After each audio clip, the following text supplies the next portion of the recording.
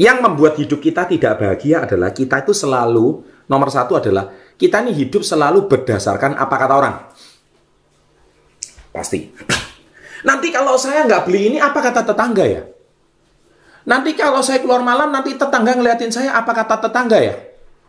Nanti saya kalau Idul Fitri, saya nggak balik ke desa, nggak balik oleh-oleh, apa kata tetangga ya? Kamu ngadu nasib ke ibu kota, hasilmu apa? Nah, hidup selalu berdasarkan kata orang dan tuntutan hidup orang lain. Nanti kalau saya diterima pekerjaan, terus nanti kalau teman saya nggak punya pekerjaan, nanti kalau saya misalkan pamer gaji pertama, nanti perasaan dia gimana ya? Kamu selalu hidup berdasarkan mikirin perasaan orang, mikirin kata orang. Kalau seperti kayak gitu, hidupmu itu rumit banget. Akhirnya hidupmu yang nggak ada beban, akhirnya jadi penuh beban. Ngerti? Sama seperti kamu tuh tanding, mau tanding bola, malam itu kepikiran, besok lawannya ini berat loh ya. Lawannya ini tuh juara 3 kali. Kemudian lawannya ini kakinya tuh keren-keren. Padahal kamu tahu nggak? Lawan kamu juga kepikiran hal yang sama. Mereka itu juga stres menghadapi kalian. Nah, tapi karena kamu itu setiap hari, jadi kamu itu sebelum tanding, kamu itu sudah tanding dengan dirimu sendiri. Nah, berarti permasalahan utama adalah Anda semua ini adalah hidup berdasarkan apa kata orang. Dan kadang-kadang yang membuat kita lelah, membuat hidup kita beban adalah pikiran kita sendiri, mindset kita sendiri. Ya, jadi itu poin pertama. Poin kedua, selalu merasa orang lain lebih baik. Padahal tidak. Kalian tahu nggak sih, bahwa sebetulnya tidak selalu orang lain itu merasa lebih baik. Kadang kita naik motor bebek, orang lain punya naik motor cowok gitu. Kita naik mobil keren, ya besok ada mobil yang lebih keren teman kita. So kita selalu merasa lebih baik. Padahal bisa jadi teman kamu itu hidupnya ngutang, sedangkan kamu itu nggak ngutang gitu. Kemudian kita itu merasa kita sudah memberikan yang terbaik untuk keluarga, gini-gini, tapi teman kita jauh lebih hebat dari kita.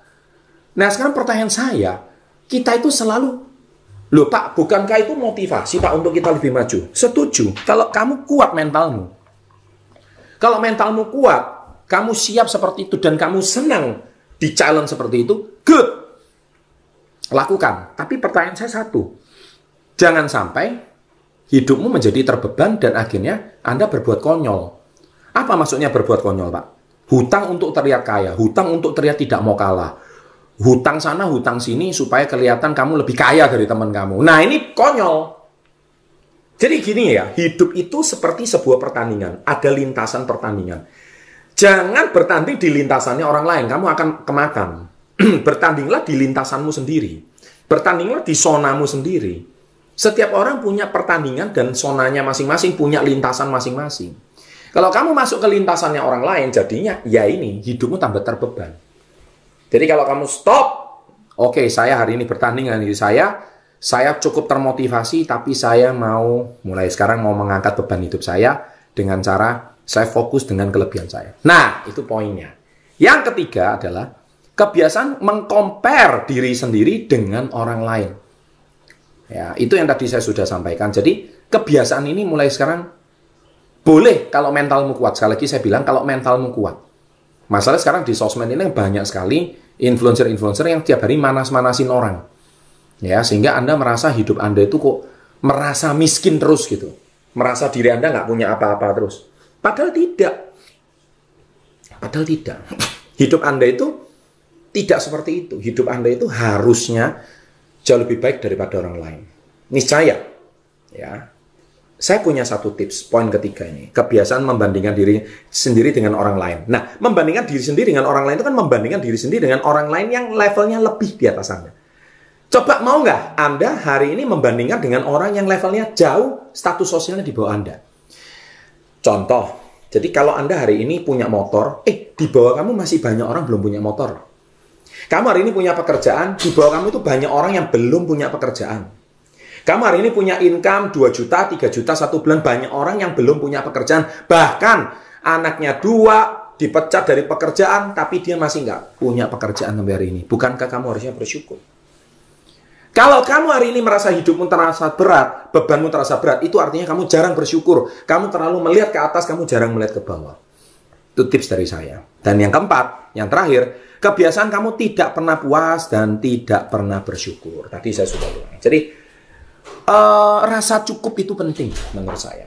Ya, rasa cukup itu penting, rasa syukur itu penting sekali. Ketika Anda punya rasa cukup dan rasa syukur, seperti yang saya sampaikan di buku Success Before 30 dan Badai Pasti Berlalu, sampai saya ulang 2 kali di buku ini, yaitu 5B. Bersyukurlah, beramallah. Mengapa sih beramal? Beramal itu kan mengajarkan kita untuk memberikan sebagian hak kita untuk orang lain. Itu harta yang dititipkan oleh Tuhan untuk dinikmati orang lain. Dan saya percaya kalau saluran rezeki itu kita berikan pada orang lain, kita niscaya kita akan terima saluran rezeki yang lain. Trust me. Orang yang memberi tidak pernah kekurangan. Itu sudah pasti. Makanya saya yakin, kalau hari ini Anda suka mengcompare diri Anda dengan orang yang jauh lebih berhasil, hidup Anda tidak pernah akan bahagia. Kok kalah terus, merasa kalah kaya, mobilnya kalah, terus rumahnya kalah. Pokoknya nggak ada yang kalah deh. Semuanya kalah terus gitu. Anda nggak bersyukur. Terus contoh, hidup orang kok bahagia banget ya, kayak keluarganya Pak Chandra, punya istri, punya anak, kok rasanya bahagia sekali. Ya saya bersyukur saya diberikan keluarga yang bahagia. Tapi bagi Anda yang hari ini punya keluarga dan belum dikaruniai istri atau suami yang sejalan, ya saya doakan suatu hari Anda punya istri dan suami yang sejalan. Kalau saya doakan Anda hari ini belum punya anak, dikaruniai anak yang lucu atau anak yang berbakti, ya saya doakan Anda suatu hari punya anak yang berbakti. Tapi kalau seandainya tidak pun, pasti ada celah dalam hidup kita untuk bersyukur. Ada satu orang yang mengeluh, aduh anakku kok nakal banget ya. Anakku ini kok bodoh banget ya. Sekolahnya itu bodoh, nilainya itu jelek banget. Bersyukurlah kamu masih punya anak gitu. Betapa banyak orang di dunia ini yang mau punya anak aja nggak bisa. Tahu gini, gue mending nggak punya anak. Lah itu jawaban apa? Jawaban orang yang nggak pernah mau bersyukur. Ya kan? Tahu gini, gue nggak menikah sama dia. Nggak bisa begitu. Terimalah. Nah, ketika Anda hari ini sudah punya sebuah mindset yang keliru, maka kita berarti jarang bersyukur.